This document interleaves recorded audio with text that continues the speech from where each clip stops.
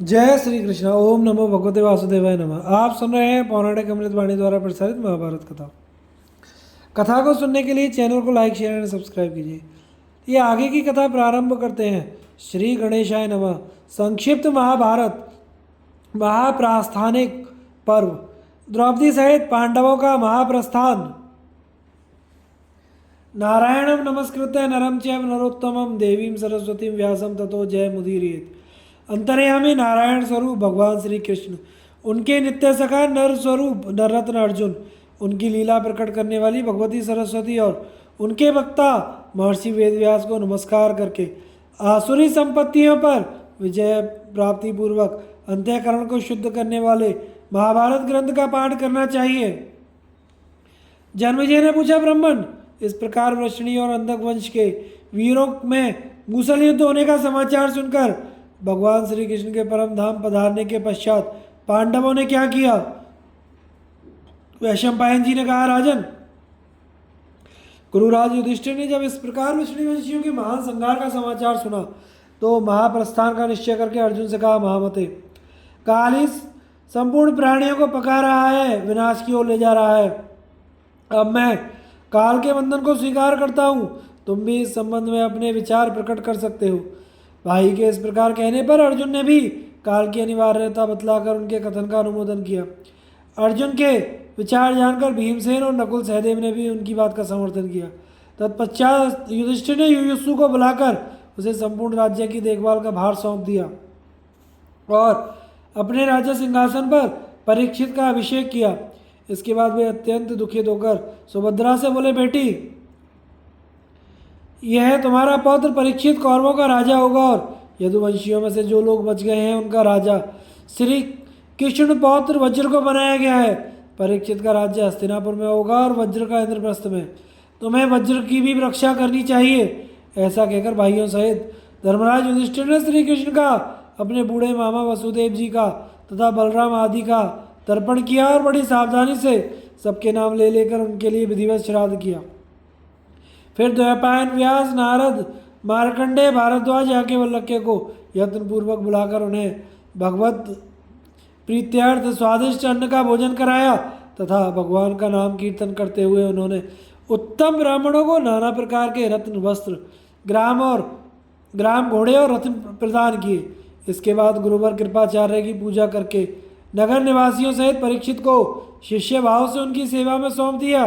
तदनंतर समस्त प्रजा को बुलाकर राजर्षि युधिष्ठिर ने उन्हें अपना महाप्रस्थान विषयक विचार बतलाया। उनकी बात सुनते ही नगर और प्रांत के लोग उद्विग्न हो उठे और बोले, महाराज, आप ऐसा ना करें, हमें छोड़कर कहीं ना जाएं।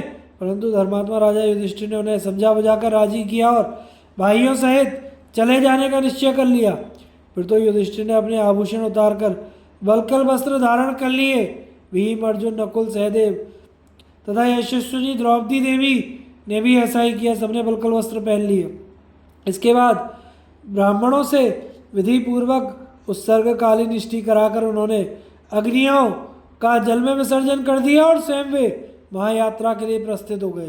पहले जुए में परास्त होकर पांडव लोग जिस प्रकार वन में गए थे उसी प्रकार उस दिन द्रौपदी सहित उन्हें घर से जाते देखकर नगर की संपूर्ण स्त्रियां रोने लगी।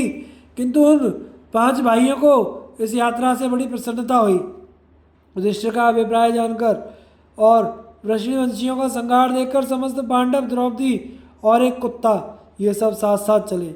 उन 6 को साथ लेकर साथ में राजा युधिष्ठिर जब हस्तिनापुर से बाहर निकले तो नगर निवासी प्रजा और अंतःपुर की स्त्रियां उन्हें बहुत दूर तक पहुंचाने के लिए गईं, किंतु कोई भी मनुष्य राजा युधिष्ठिर को लौटने के लिए नहीं कह सका। धीरे धीरे समस्त पुरवासी और कृपाचार्य आदि युयुत्सु को साथ लेकर लौट आए। नाग कन्या उलूपी गंगा में प्रवेश कर गई। चित्रांगदा मणिपुर नगर में चली गई तथा शेष माताएं परीक्षित को घेरे हुए लौट आईं। तदनंतर महात्मा पांडव और यशस्विनी द्रौपदी देवी उपवास करते हुए पूर्व दिशा की ओर चल दिए। वे सबके सब योग युक्त महात्मा तथा त्याग धर्म का पालन करने वाले थे। उन्होंने अनेकों देशों, नदियों और समुद्रों की यात्रा की। आगे आगे युधिष्ठिर, उनके पीछे भीमसेन, भीमसेन के पीछे अर्जुन, अर्जुन के पीछे क्रमशः नकुल सहदेव चलते थे। स्त्रियों में श्रेष्ठ द्रौपदी देवी सबके पीछे चल रही थी। इस प्रकार चलते हुए शूरवीर पांडव क्रमशः लाल सागर के तट पर पहुंचे।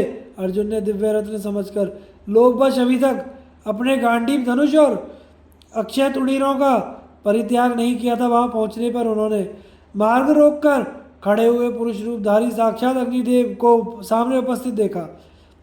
7 प्रकार की ज्वाला रूप जिह्वाओं से सुशोभित होने वाले उन अग्निदेव ने पांडवों से इस प्रकार कहा, महाबाहु युधिष्ठिर, भीमसेन, अर्जुन, नकुल और सहदेव, तुम्हें मालूम होना चाहिए कि मैं अग्नि हूँ। अब तो मेरी बातों पर ध्यान दो। मैंने नरस्वरूप अर्जुन और नारायण स्वरूप भगवान श्री कृष्ण के प्रभाव से ही गांडव वन को जलाया था। तुम्हारे भाई अर्जुन को चाहिए कि ये इस उत्तम गांडीव धनुष को यहीं छोड़कर वन में जाए, क्योंकि अब इन्हें इसकी कोई आवश्यकता नहीं है। यह गांडीव धनुष सब प्रकार ये धनुषों में श्रेष्ठ है। इसे पहले मैं अर्जुन के लिए ही वरुण से मांग कर लाया था। अब पुनः इसे वरुण के को ही वापस कर देना चाहिए। यह सुनकर सब भाइयों ने अर्जुन को वह धनुष त्याग देने के लिए कहा। अर्जुन ने उनकी बात मानकर धनुष और दोनों तरकस पानी में फेंक दिए। इसके बाद अग्निदेव वहां से अंतर ध्यान हो गए और पांडव वीर दक्षिणाभिमुख होकर चल दिए। जाते जाते वे लवण समुद्र के उत्तर तट पर होते हुए दक्षिण और पश्चिम दिशा की ओर बढ़ने लगे। तत्पश्चात केवल पश्चिम दिशा की ओर मुड़ गए और आगे बढ़कर उन्होंने समुद्र में डूबी हुई द्वारकापुरी को देखा। फिर योग धर्म में स्थित पांडवों ने वहां से घूमकर पृथ्वी की परिक्रमा करने की इच्छा से उत्तर दिशा की ओर यात्रा की। मार्ग में द्रौपदी तथा सहदेव आदि 4 पांडवों का गिरना। वैशंपायन जी कहते हैं, राजन, नियमों का पालन करने वाले योगयुक्त पांडवों ने पश्चिम से उत्तर दिशा में आकर महागिरी हिमालय का दर्शन किया। उसको लांघकर जब वे आगे बढ़े तो उन्हें बालू का समुद्र दिखाई दिया। तत्पश्चात उन्होंने पर्वतों में श्रेष्ठ महागिरी सुमेरु का दर्शन किया। समस्त पांडव एकाग्रचित होकर बड़ी तेजी से चल रहे थे। उनके पीछे आती हुई द्रौपदी लड़खड़ाकर पृथ्वी पर गिर पड़ी। उसे नीचे पड़ी देख महाबली भीमसेन ने धर्मराज से पूछा, भैया, राजकुमारी द्रौपदी ने कभी कोई पाप नहीं किया, फिर बताइए कि क्या कारण है वह नीचे गिर गई। युधिष्ठिर ने कहा, नरश्रेष्ठ, इसके मन में अर्जुन के प्रति विशेष पक्षपात था। आज यह उसी का फल भोग रही है। यह कहकर धर्मात्मा युधिष्ठिर द्रौपदी की ओर देखे बिना ही अपने चित्र को एकाग्र करके आगे बढ़ गए। थोड़ी देर बाद सहदेव भी गिरे।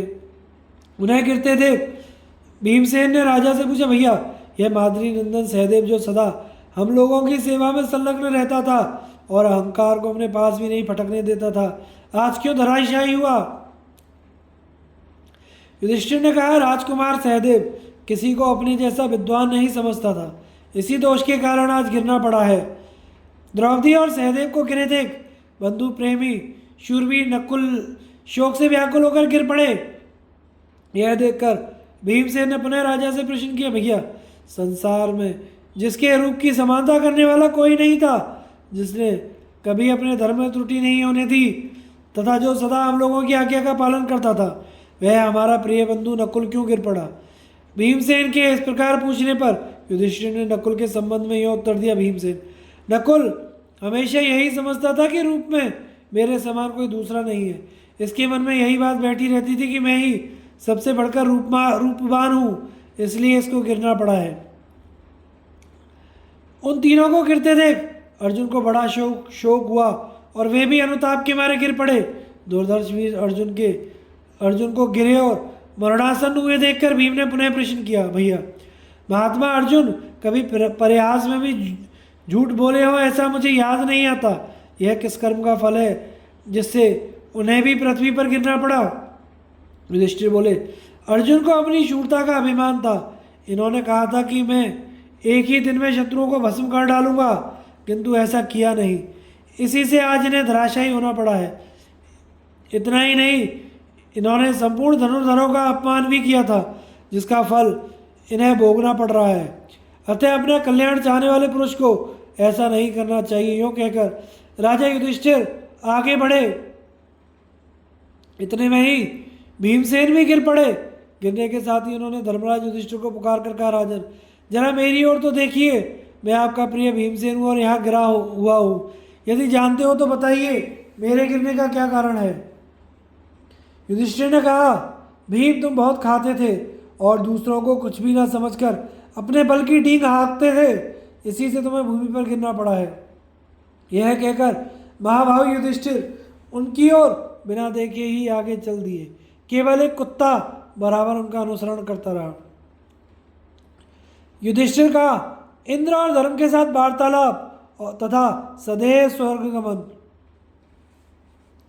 वैशंपायन जी कहते हैं, जन्मजय तदनंतर आकाश और पृथ्वी को प्रतिध्वनित करते हुए देवराज इंद्र रथ लिए वहां पहुंचे और युधिष्ठिर से बोले, कुंती नंदन इस रथ पर सवार हो जाओ।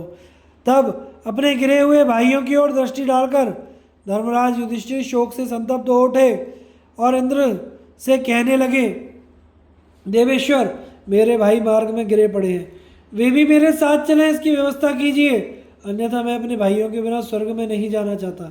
राजकुमारी द्रौपदी अत्यंत सुकुमारी है, उसे भी हम लोगों के साथ चलने की अनुमति दीजिए।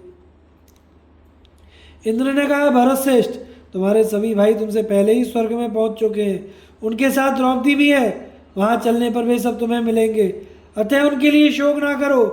वे मनुष्य शरीर का परित्याग करके स्वर्ग में गए हैं, किंतु तुम इसी शरीर के साथ वहां तक चल सकते हो।